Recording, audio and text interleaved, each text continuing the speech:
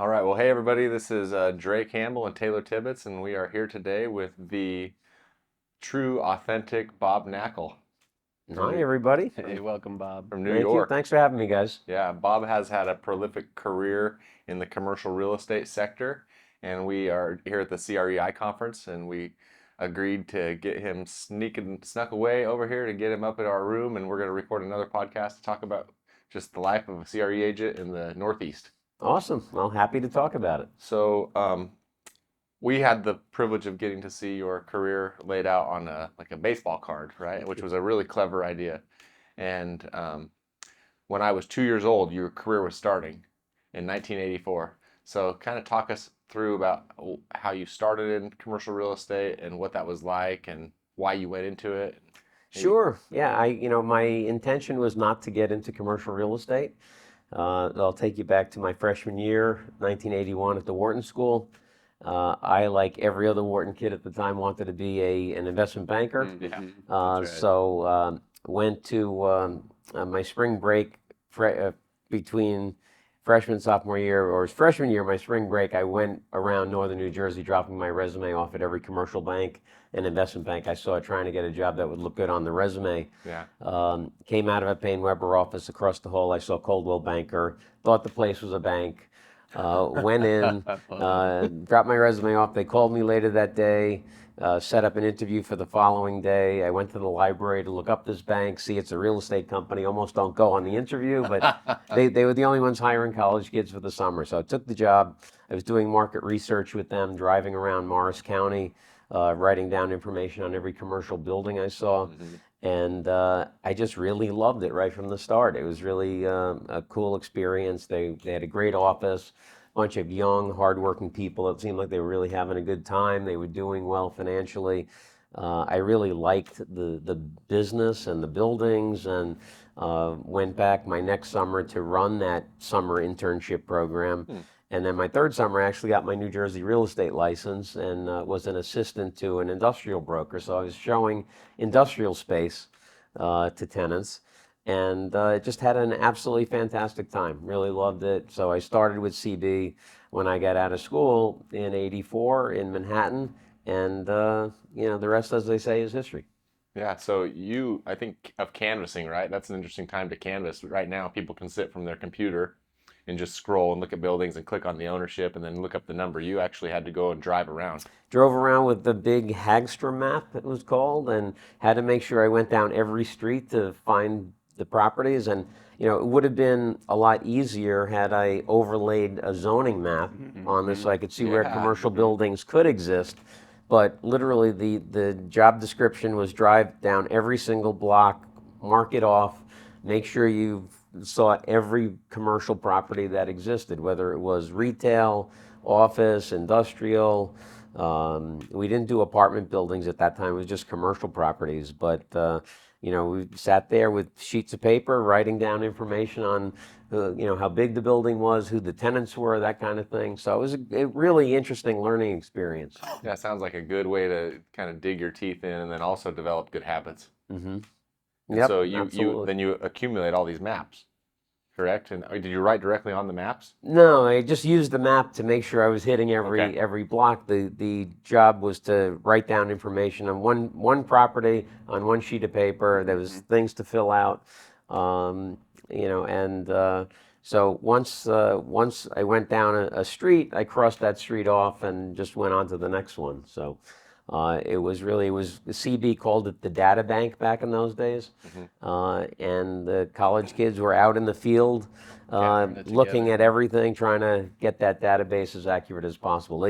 The amount and quality of publicly available information back in those days was not great. So this was a competitive advantage that CB had. Oh, absolutely. So it's, uh, in talking with you as well as, or hearing from you in this conference as well as seeing your social media content, we know there's a map room that you've now developed at an undisclosed location. I'm a title insurance guy, and so, plat maps and subdivision maps, I love that. So I think it's a very cool concept. When did you come up with the idea to develop this room? When did you start working on it? Yeah, it's something that came out of the pandemic, actually. A big part of my practice in New York is land sales and Okay. development sites. And clearly in New York, there are not pastures of open land. So, especially in Manhattan, you have to knock down older buildings generally. There are a few parking lots, but generally you have to knock down older buildings to create land to build new buildings. Right. And part of that practice is doing valuation work to tell owners what their property's worth. And understanding what the pipeline of supply is an important metric when trying to figure out what something's worth. So, Absolutely. for years, I wanted to go out and actually do a count myself because there's pretty decent information about the condo pipeline, although each report from the different residential companies is very, very different. Okay. But there's virtually nothing on the supply of rental apartments, hotel rooms, office space. So I thought it was a perfect opportunity during the pandemic to get out there. Nobody was in town. Everything was closed. Went out, brought little sections of the map into the field. And originally I started highlighting them just so I didn't have to write so much stuff down. Right. So Very I'd little see color it system. building under construction, color it in green. Anything that looked like a clear development opportunity where the existing building was built to less than 25% of its maximum buildable footage. I highlighted in orange, and then potential assemblage opportunities were in yellow. And I brought these things back to the office and started doing research on them. And one thing led to the other. I started taping pieces of the map together, and before just you got know bigger it, and bigger. map was 24 feet long and 10 feet wide, and really has a tremendous level of detail on it. But that has helped us develop a supply pipeline that's very, very accurate, and we have it broken down to each of the component parts. And it's been kind of a client magnet. Every developer wants to come in, take a look at it, and see what's going on in Compare town. nodes, see. Yeah. Do they have to become a client before you'll show it to them? Not at all. Do you have to sign an NDA?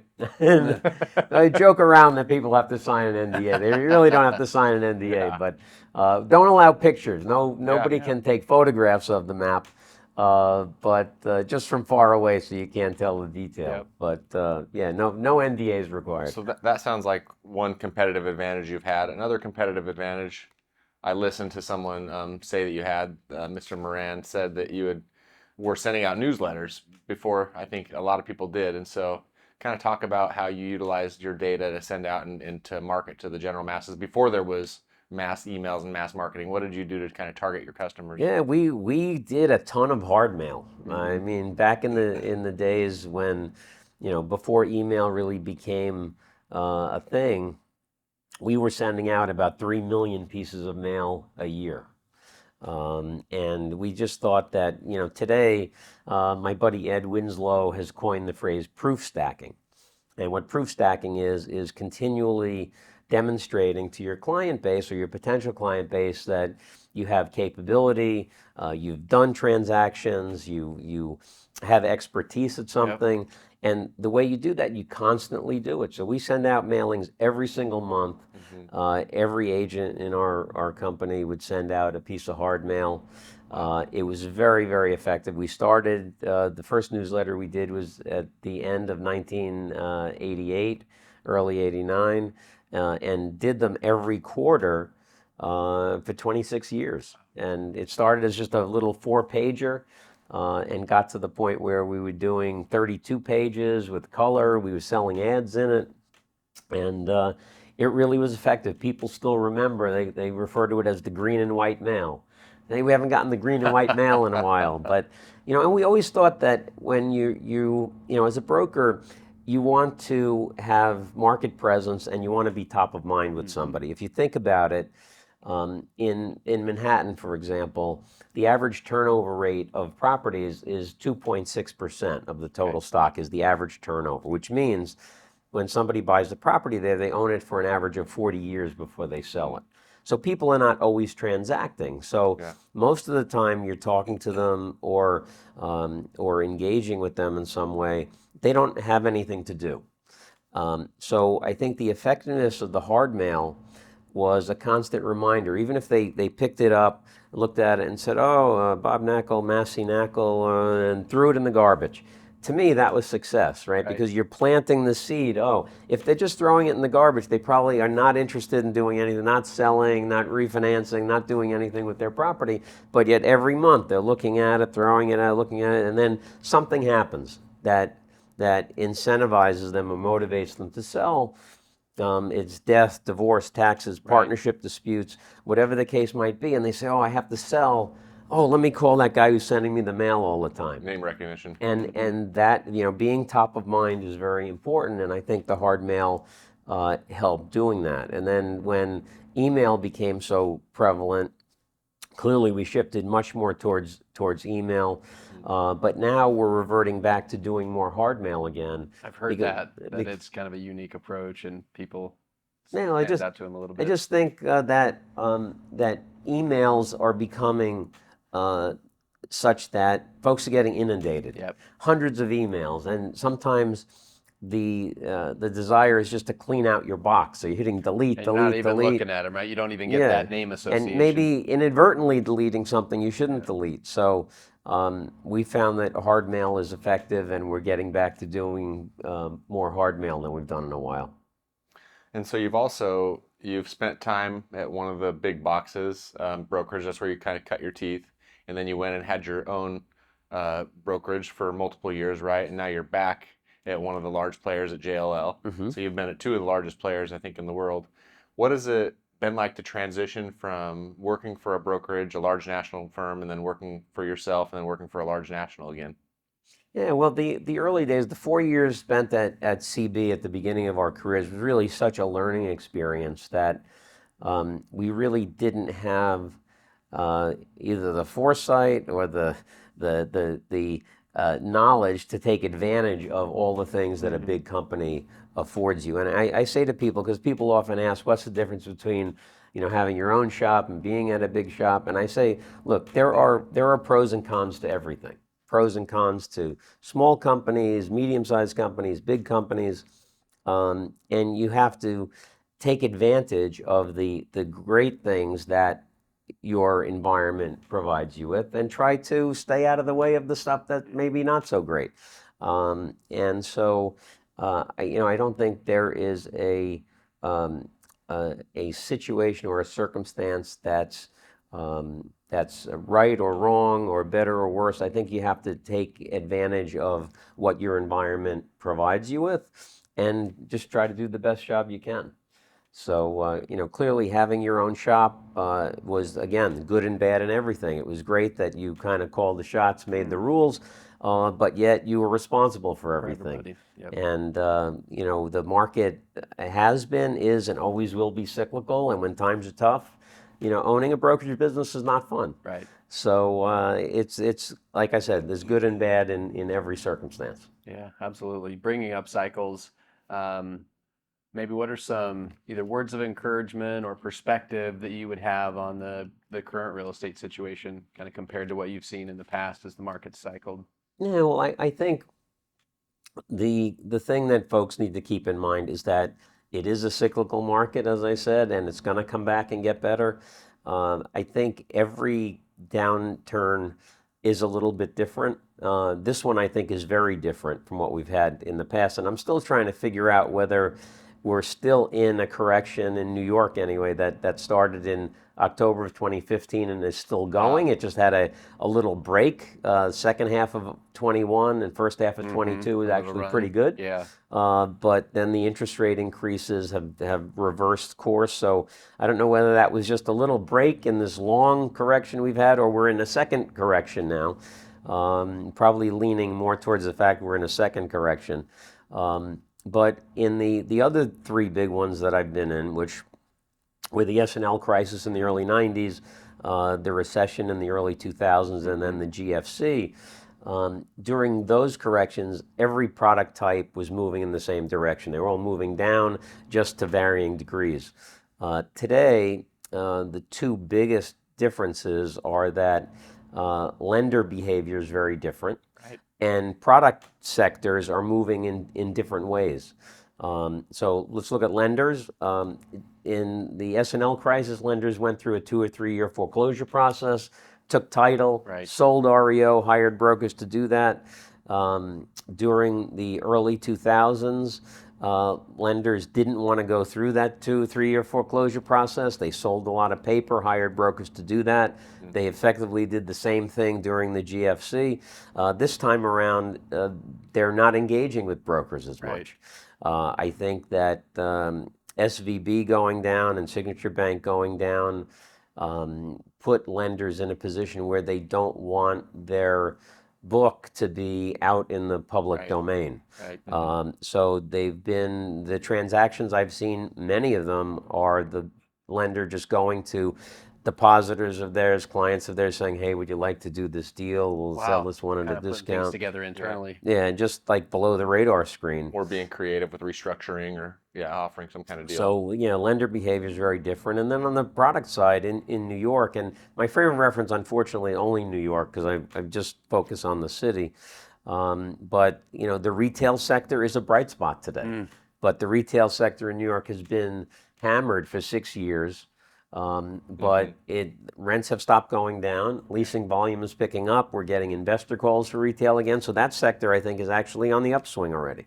Multifamily has tremendous political headwinds, but demand is very broad and robust. Yep. And our cap rates, which for my entire career, cap rates on New York multi were always 150, 200 basis points lower than around the country.